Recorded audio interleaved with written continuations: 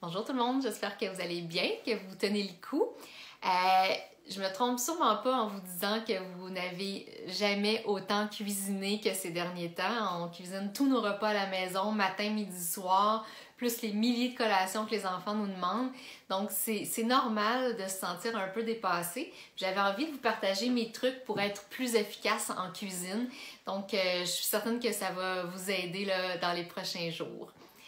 Premier truc que je me répète et que je répète tout le temps à tout le monde, c'est que c'est en cuisinant qu'on apprend à cuisiner.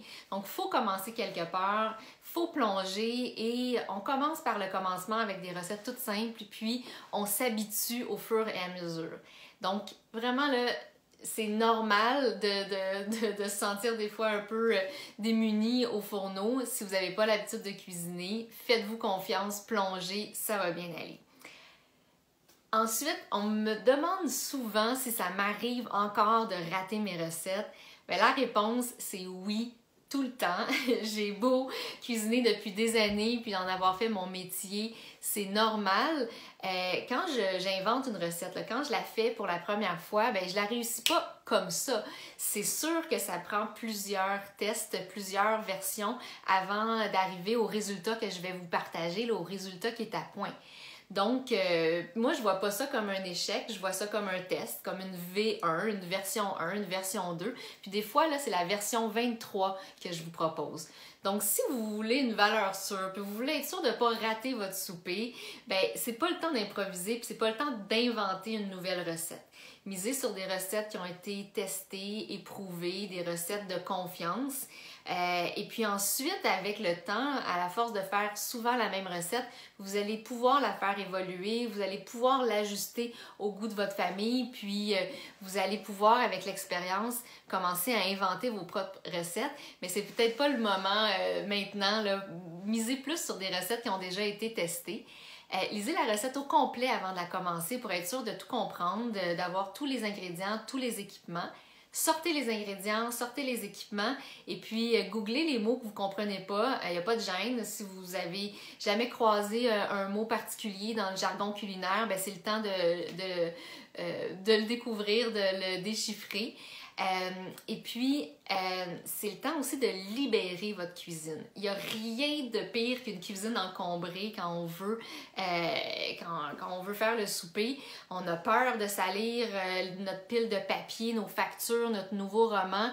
Puis là, on se met là, à contrôler tous nos mouvements pour ne pas faire de dégâts. Donc, libérez les comptoirs, prenez une belle grande planche.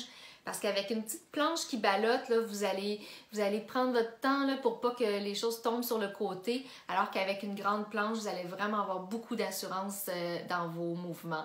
Même chose avec des bols. Choisissez toujours des plus grands bols que la capacité nécessaire, là, que les ingrédients que vous avez besoin d'y mettre.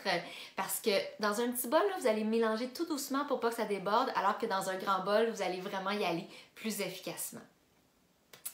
Maintenant, vous faites la recette, vous faites rien d'autre, c'est pas le temps de texter ou de parler au téléphone d'un autre sujet. Concentrez-vous sur ce que vous faites et goûtez en cours de route. C'est le temps d'ajuster la recette. À part les viandes crues, là, le reste, vous pouvez goûter les sauces, les bouillons, les soupes, les plats de pâtes. Ajustez les ingrédients à votre goût. Il s'agit d'avoir un fromage moins salé, un légume plus amer, une tomate plus juteuse, puis le résultat ne sera pas pareil. Donc, ça prend vraiment toujours des petits ajustements. Un autre truc que j'utilise toujours, c'est d'utiliser la minuterie de mon téléphone plutôt que ma mémoire parce que j'oublie toujours les temps de cuisson. Si c'est écrit de faire revenir 8 minutes, puis là je regarde le cadran puis je me dis « Ah oui, c'est AI13 », bien c'est sûr que je vais passer tout droit. Je me rappellerai plus dans 2 minutes si c'est AI13 ou AI16. Ça, c'est classique. Alors, si vous êtes comme moi, fiez-vous plutôt à votre minuterie de téléphone pour pas trop cuire votre recette. Et quand ça sonne, fiez-vous ensuite à votre jugement ou aux repères qui sont écrits dans la recette. Si c'est écrit 8 minutes ou jusqu'à ce que ça soit doré, bien, ajoutez une minute ou deux si vous n'êtes pas encore rendu là. il y a toujours des repères visuels ou des repères de cuisson jusqu'à ce que la pointe d'un couteau ressorte chaude, qu'un cure-dent ressorte propre d'un gâteau. Donc, ajuster les temps de cuisson en fonction de ces repères-là, parce qu'il n'y a pas un four qui chauffe de la même façon, il n'y a pas un poêlon qui réagit de la même façon non plus. Donc, oser faire ces ajustements-là.